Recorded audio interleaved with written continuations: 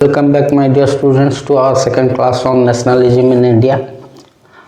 पहले क्लास में मैं आपको बहुत सारे चीज़ कोशिश किया हूँ समझाने के लिए कि नेशनलिज्म होता क्या है।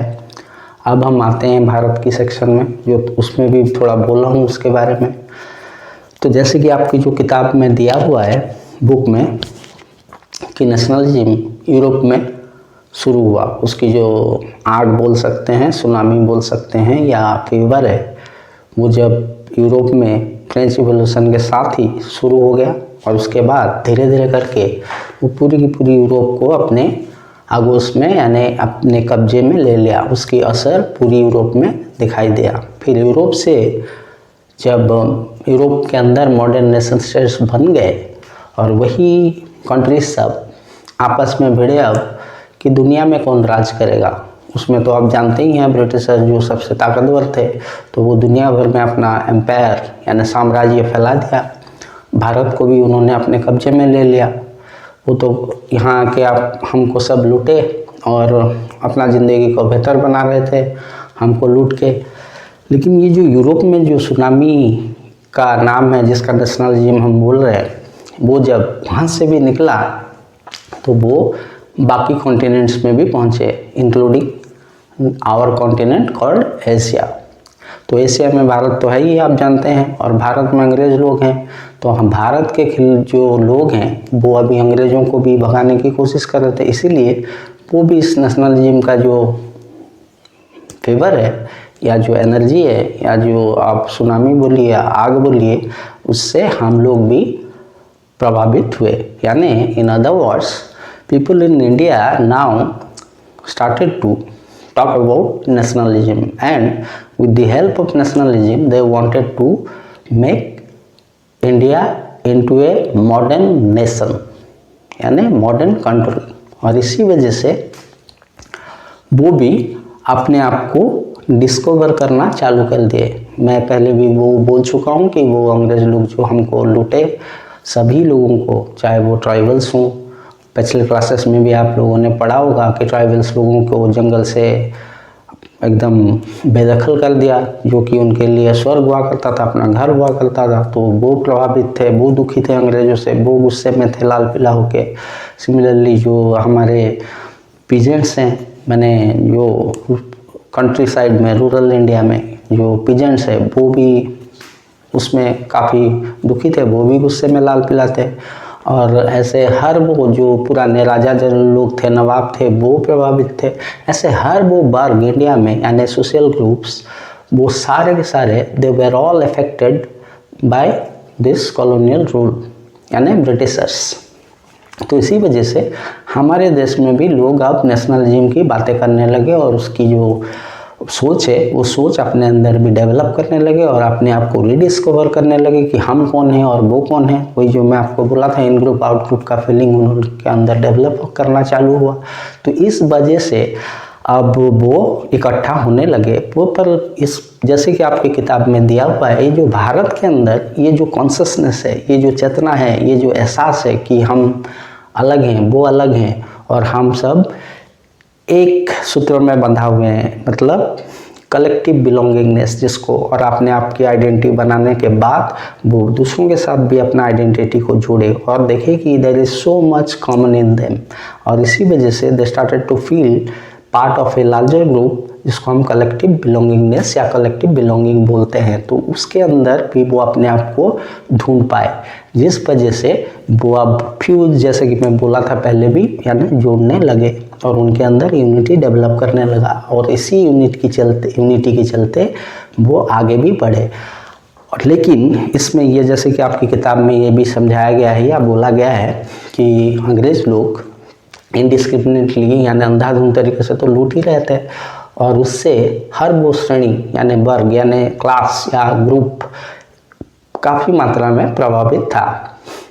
और हालांकि वो बोल रहा है कि उनकी जो प्रभाव था वो अलग अलग ग्रुप के ऊपर अलग अलग टाइप के प्रभाव गिरा था। प्रभाव समझते हैं ना, इफ़ेक्ट्स, इम्पैक्ट, यानी कि जो असर, ये सब चीज़ आदिवासियों के ऊपर एक टाइप था, तो दलितों के ऊपर एक टाइप था और आपके अपर कास्ट लोगों के ऊपर था, हिंदुओं के ऊपर अलग था, मुस्लिम लोगों के ऊपर यानी इस्लामिक फॉलोअर्स के ऊपर अलग था, क्रिश्चियनों के ऊपर अलग था, सिखों के ऊपर अलग था। इस तरह से करके हर वो श्रेणी के लोगों के ऊपर उसकी प्रभाव अलग अलग था, एक जैसा नहीं था, because of their social differences.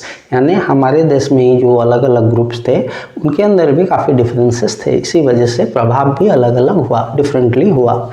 और उसी तरीके से उनकी जो एक्सपीरियंस था, इस एक्सपीरियंस मतलब सेंस ऑफ ऑप्रेस्ड, ये जो फीलिंग था वो भी अलग अलग हुआ।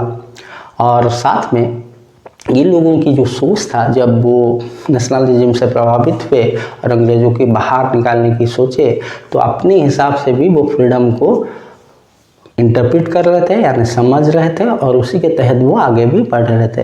ये सब के बीच होते होते मतलब ये काफ़ी समय गया, इसीलिए बोला जाता है नेशनलिज्म जो है it does not happen overnight, मतलब एक दिन में होता नहीं है। It takes hell lot of time. It is not a matter of 1 day 2 day और 1 month 2 months और 1 year 2 year, ये हंड्रेड्स ऑफ ईयर्स में भी जाता है, माने होता है। उसके बाद जाके वो नेशनलिज्म का डिज़ायर या फीलिंग या सोच डेवलप करता है। तो ये जो भारत में वो चीज़ तो धीरे धीरे करके हुआ, और इसके पीछे एक ही रीज़न है, आप याद रहे, इसी वजह से हमारा जो नेशनलिज्म है वो डिफरेंट है from the European nationalism. It is because वो लोग आपस में ही लड़ रहे थे और वहीं से उनकी नेशनलिज्म डेवलप कर रहा था। यहाँ पे हमारा किसके साथ था? It was a clear cut struggle against the Britishers यानी कॉलोनियल रूलर्स, और उनको खदेड़ने के लिए हमारा ये नेशनलिज्म डेवलप किया। इन अदर वर्ड्स अगर मैं आपको इस तरह से समझाऊं, national emergence of nationalism in India is or was rather closely connected to the freedom struggle against the colonial rulers यानी द ब्रिटिशर्स। यहीं से हमारे अंदर नेशनलिज्म की सोच डेवलप किया और हम आगे बढ़े। ये आगे फिर मैं आपको बोला था कि ये इसको बढ़ाने के लिए भी कई सारे एफर्ट्स हुए, कोशिश हुए। फिर इंडियन नेशनल कांग्रेस आया, वो कई सारे फेजेस होते हुए गया। फिर एक टाइम आया जहाँ पे Gandhi ji emerged as the undisputed leader, मतलब इनका और कोई जवाब था नहीं, वो अकेले one and only one who could lead India into independence, उस टाइप के लीडर बन के उभर के वो आए। और उनकी पहली प्राथमिकता यानी फर्स्ट एफर्ट और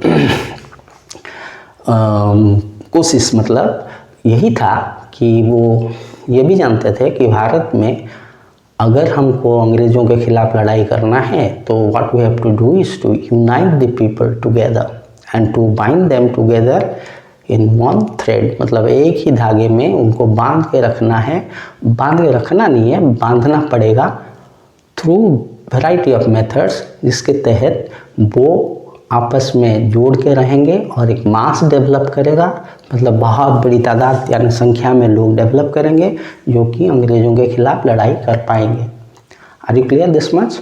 तो इसी वजह से हम आपकी ये जो सेक्शन है बुक में उसमें देखेंगे कि ये नेशनलिज्म का जो फीवर भारतीयों में हुआ उसको गांधी जी ने लीडरशिप दिया, और under his guidance, under his leadership how the Indian national Congress developed this mass movements, जो हम आगे चल के भी पढ़ेंगे in the form of non cooperation movement और आपके सिविल डिसोबीडियंस मूवमेंट।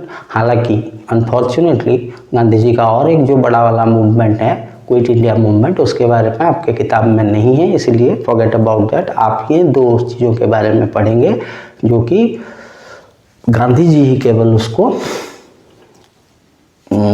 आगे बढ़ाया था।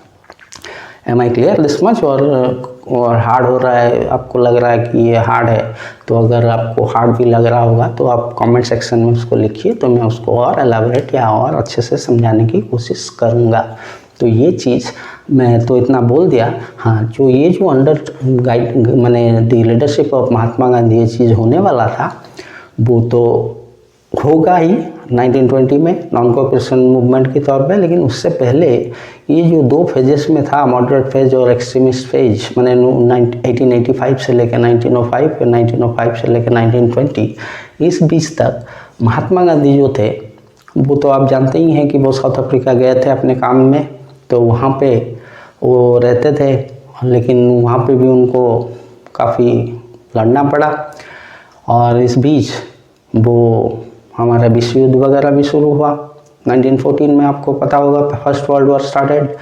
तो 1915 जनवरी में ही रिटर्न टू इंडिया। फिर आने के बाद 5 साल तक वो भारत को स्टडी करते रहे, अंग्रेज़ों की स्टडी किए, भारतीयों की स्टडी किए, भारत के लीडर्स के साथ वो मुलाकात किए, कांग्रेस कैसा काम करता है उसको वो देखे। इस तरह से करते हुए वो 5 साल के बाद ही टुक द लीडरशिप, मतलब he organised a mass movement known as non cooperation movement. वो हम आगे चल के in the third class rather, next class में रादर और भी बोल सकता हूँ, उसमें हम थोड़ा डिटेल में डिस्कशन करेंगे। अगर ये चीज़ आपको अच्छा लगता है तो बाकियों के दोस्तों के साथ भी शेयर कीजिए। अगर ठीक लग रहा है तो subscribe it, share it and also do not forget to like it. Thank you very much.